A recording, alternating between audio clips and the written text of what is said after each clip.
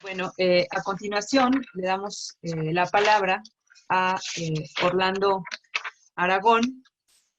Orlando, ya decíamos, ha acompañado el proceso jurídico en varias comunidades indígenas en Michoacán, sobre todo en Cherán. Es licenciado en Derecho, maestro en Historia de México y doctor en Ciencias Antropológicas. Realizó un postdoctorado en el Centro de Estudios Sociales de la Universidad de Coimbra, en Portugal, en donde participó como investigador del proyecto Alicia, Espejos Extraños, Lecciones Insospechadas, auspiciado por el Colegio Europeo de Ciencia, y actualmente es profesor investigador de tiempo completo de la Escuela Nacional de Estudios Superiores en la Universidad Nacional Autónoma de México, Campus Morelia. Participa también como profesor invitado en la Facultad de Derecho en Ciencias Sociales de la Universidad Michoacana de San Nicolás Hidalgo, en la maestría en Derechos Humanos en la Universidad Autónoma de San Luis Potosí y del curso internacional sobre epistemologías del sur que se imparte desde el Consejo Latinoamericano de Ciencias Sociales, CLACS. Forma parte de diferentes redes académicas como la Red Latinoamericana de Antropología Jurídica, la RELAJU, el Grupo de Trabajo Pueblos Indígenas, Autonomías y Derechos Colectivos de CLACSO también. De igual manera, es integrante del Sistema Nacional de Investigadores, nivel 1, y del Consejo Nacional para la Ciencia y Tecnología. Ha publicado 3 libros de autoría completa, entre ellos, pues quizás mencionar el último, Orlando, que tienes con respecto al proceso de Cherán, que es el derecho a la insurrección, que después en otra ocasión, o si ahora te da tiempo, pudieras hablarnos al respecto. Entonces, te damos la más cordial bienvenida, Orlando, y adelante. Tu micrófono, Orlando. Sí. Hola, buenas tardes ya. Pues antes que nada, agradecer la invitación a participar en esta mesa. También un honor pues contar con los compañeros que ya me han precedido y que creo que han dado ya un panorama y muchos comentarios que, pues bueno, uno se beneficia obviamente, ¿no? Ya de lo dicho, de lo expuesto. Y bueno, ha sido una riqueza tal que pues también es un desafío después articular lo que uno piensa con todos los puntos que se han planteado y que bueno, de alguna manera pues se intentará sobre todo dar cuenta de algunas de las experiencias que me ha tocado justamente estar más de cerca, por decirlo de alguna manera, y que obviamente comparten mucho del contexto del cual ya se ha estado pues reflexionando, se ha estado planteando, ¿no?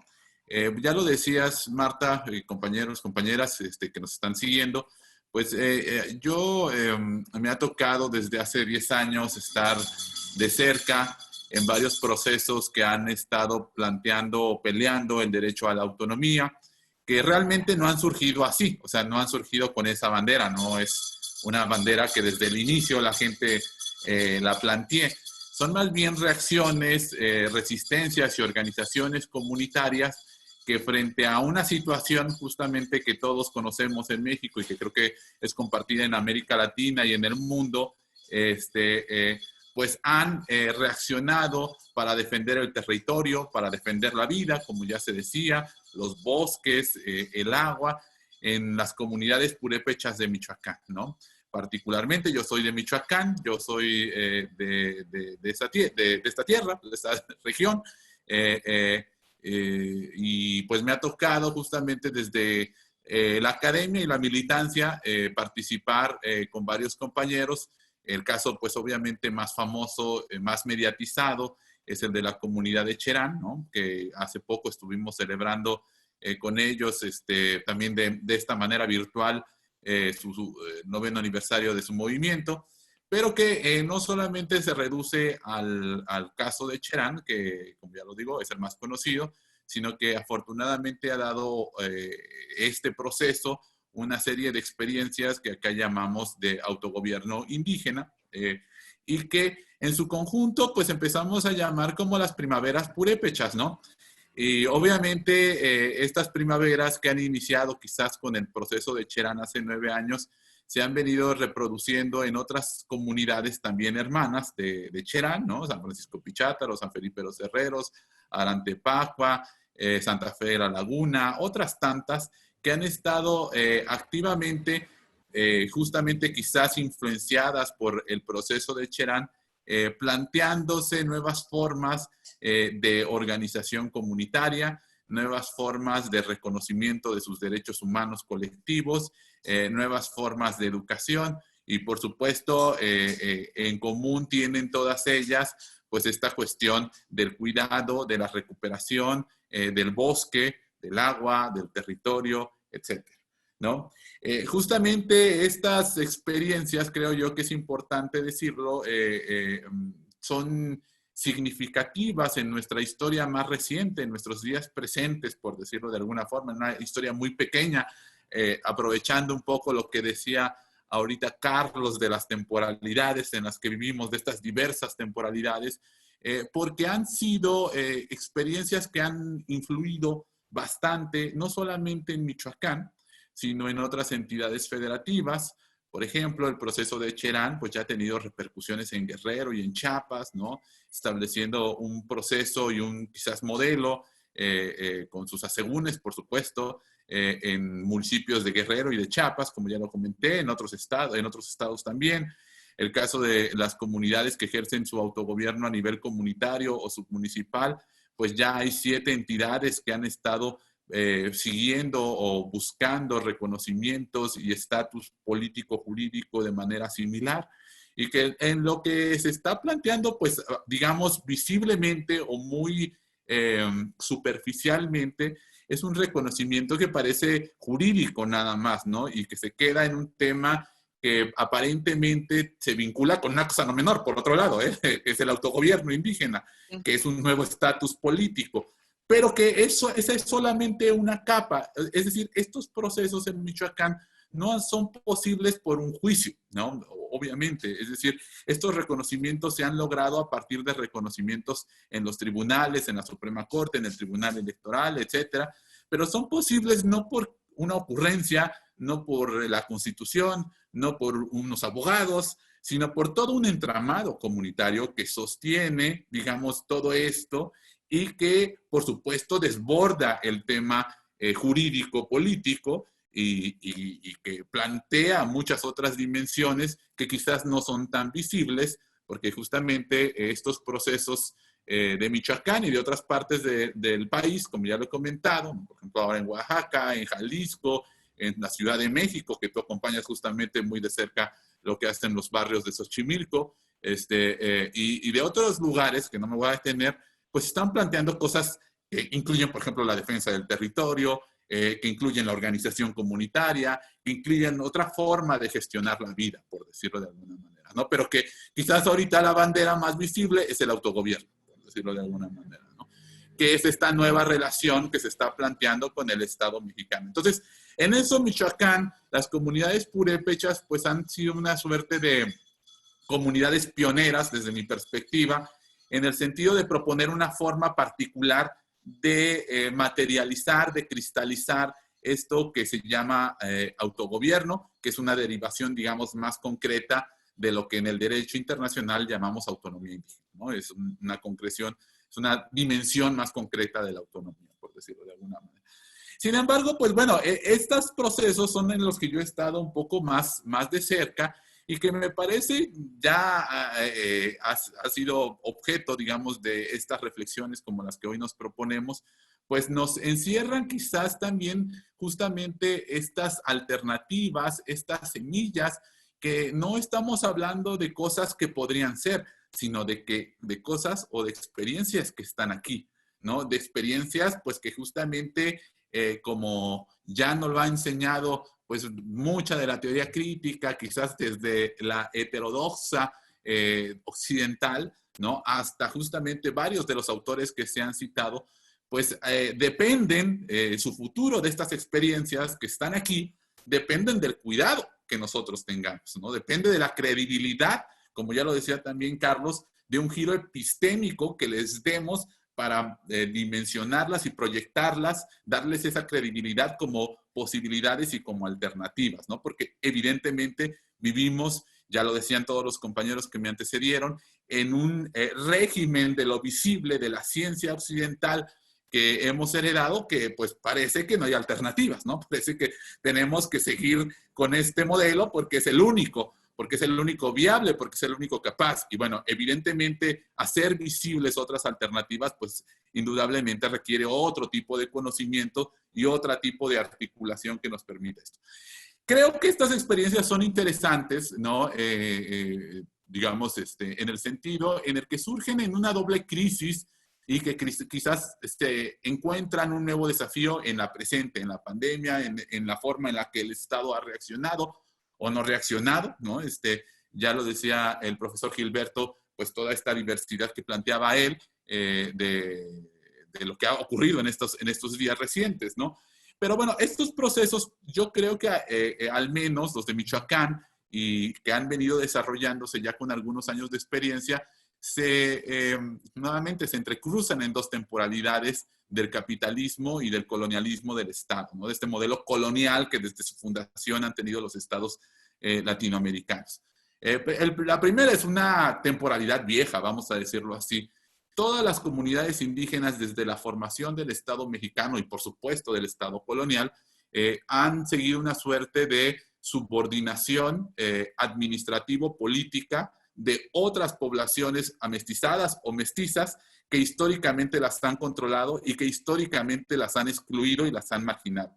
La situación de marginalidad y de pobreza, al menos en los indicadores que conocemos, pueden ser cuestionables, pero que están ahí, no se explican por una situación de voluntarismo, sino por todo un andamiaje institucional, estructural, que subordina a las comunidades a políticas que son diseñadas desde fuera, que eso explica pues su dimensión colonial, justamente, y en la que ha tenido una tendencia, lo sabemos todos, a la desaparición de estas comunidades, a su exterminio, quizás de forma, a veces más dura, más bruta, por decirlo de alguna manera, y de forma más sofisticada en otros momentos. Y así entendemos, por ejemplo, por qué en México la inmensa mayoría de las comunidades indígenas están subordinadas a la figura y a poblaciones a nivel municipal, en la base del Estado, mestizas y amestizadas, que básicamente no invierten, no redistribuyen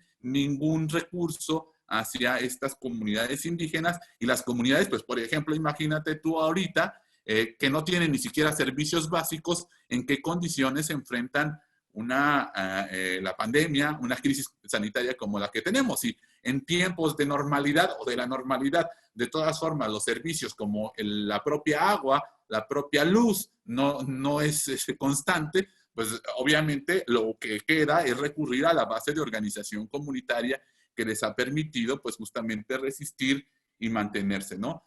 La segunda temporalidad que yo creo que tenemos que tomar en cuenta de estos procesos va a ser justamente pues todo esto que ya también creo que se comentó, que lo comentó el profesor Gilberto, de pues esta conversión criminal del Estado mexicano, ¿no? Del narcotráfico, de la violencia, que todo eso, pues lo sabemos, ha incidido en el despojo, en un nuevo despojo, porque no es que no lo hubiera, ¿no? En un nuevo despojo quizás más intensivo de los territorios de las comunidades indígenas. Es decir, en la meseta purépecha, en la región de estas comunidades, pues los actores que están despojando y depredando el territorio, los bosques, el agua, pues es el crimen organizado. Pero sabemos que esto no es una política que se puede explicar por una, digamos, división de lo ilegal y lo legal. No es un Estado combatiendo al narco, eso ya lo sabemos que no lo es así. Es un conjunto que forma parte justamente de estas políticas extractivistas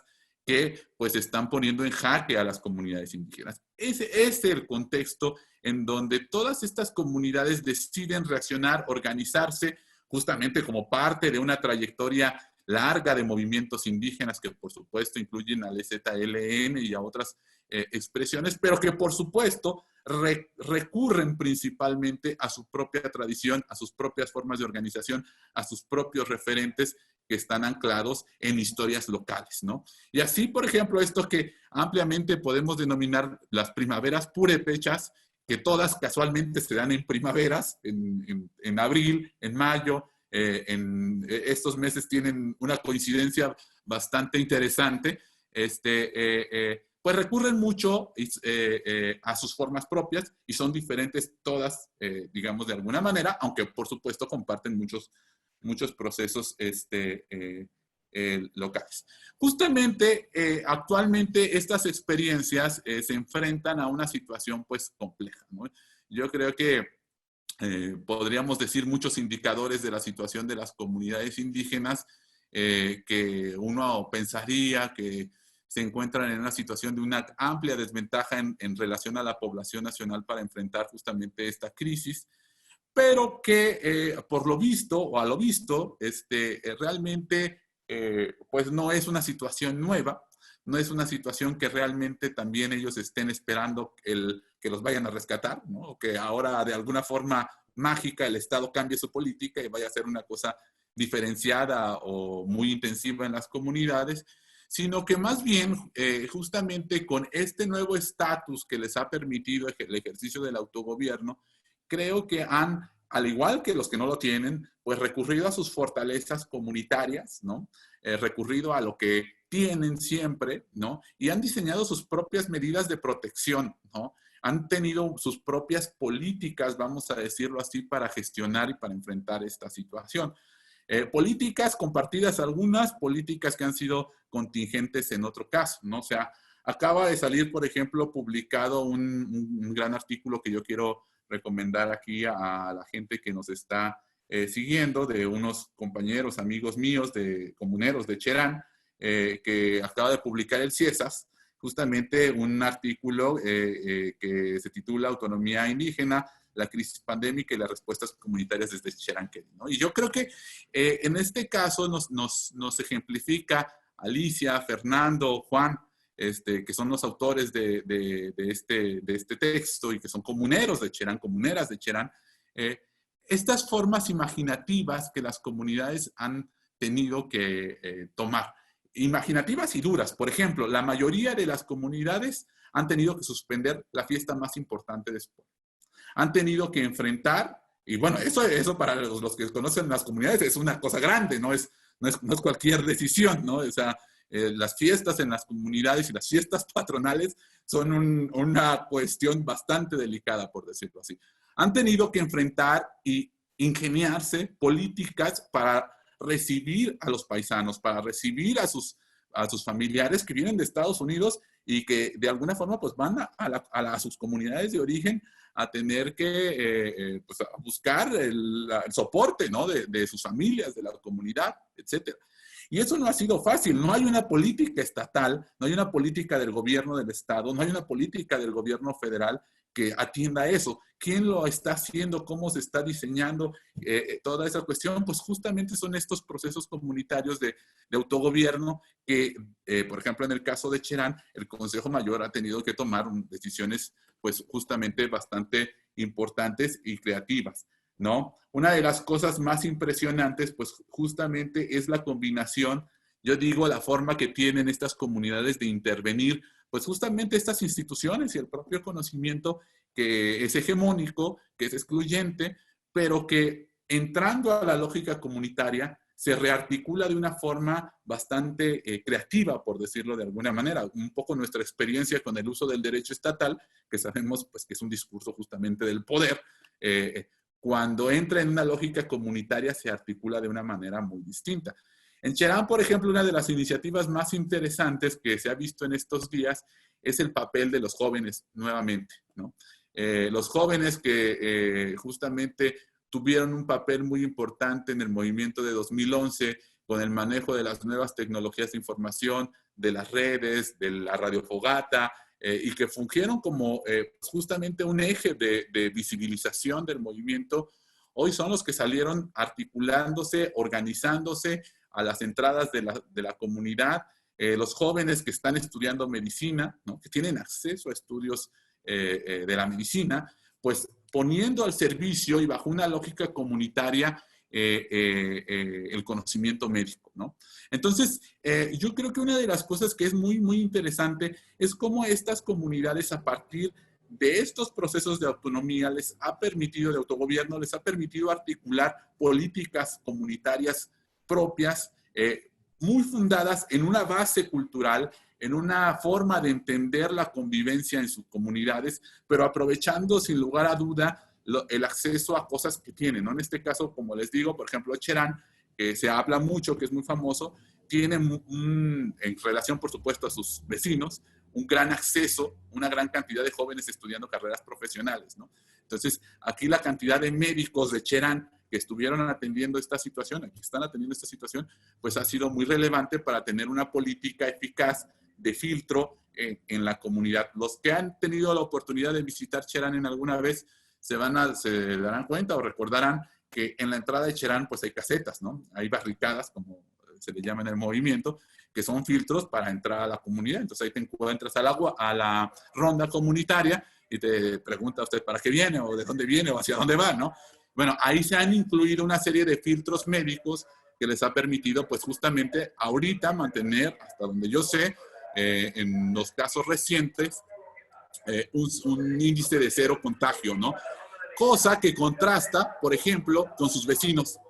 Los municipios vecinos, pues ya tienen todos contagios, ¿no? No muchos, afortunadamente, pero ya los tienen. Entonces, uno le permite mirar esto y sopesarlo de una forma, pues, en la que aparentemente todavía, pues, por el racismo y por el colonialismo, se dice que estos procesos, pues, no tienen mucho futuro, ¿no? O que funcionarían nada más en lugares muy, muy pequeños.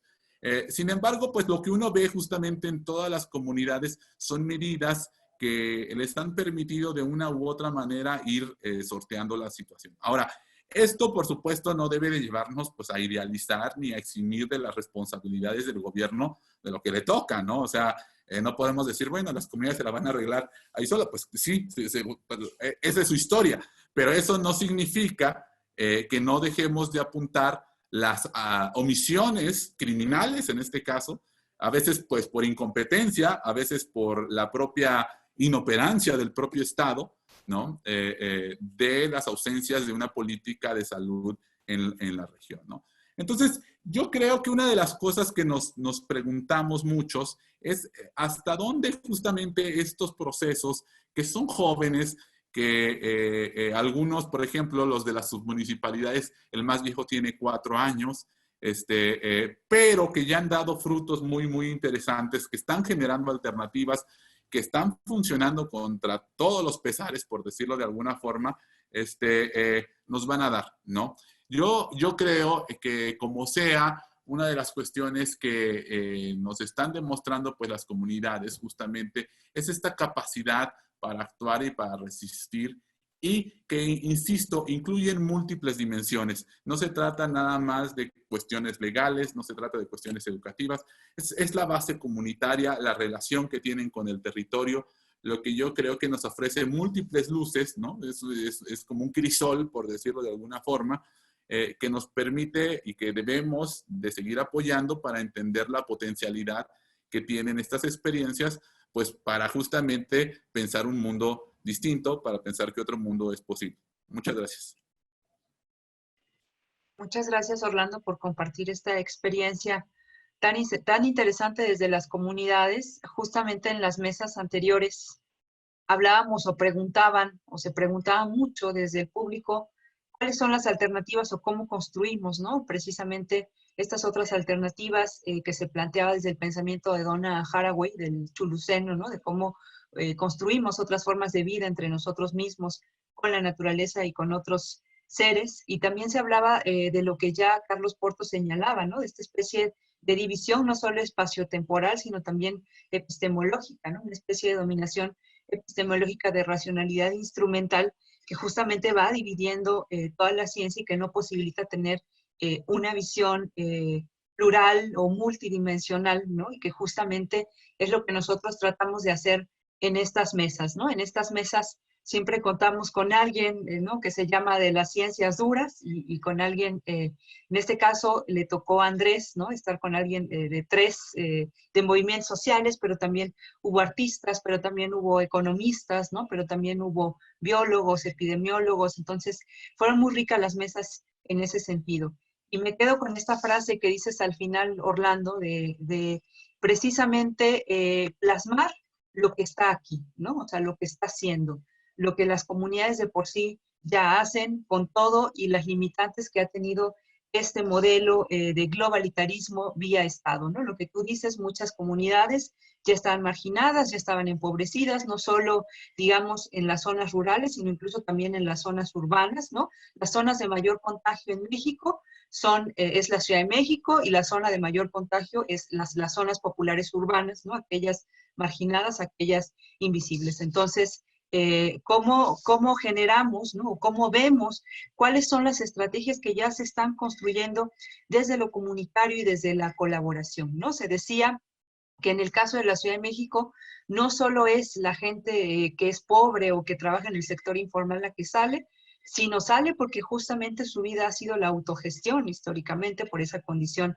de marginación. Entonces, me gusta esta frase de lo que tú planteas, ¿no? A partir del caso que plantea tanto Carlos como Gilberto y tú, de que estamos plasmando lo que ya está aquí, ¿no? O sea, cuáles han sido esas estrategias de defensa, de construcción, de elaboración, de imaginación, de utopía del territorio que han tenido todas estas comunidades, ¿no? Que necesitamos nuevamente hacer visible lo invisible en esta sociología de las ausencias, no solo en términos de los saberes, sino también evidenciar la condición a la que han sido condenados, ¿no? En términos de esta marginación. Entonces, creo que también has dado pauta muy importante para la discusión.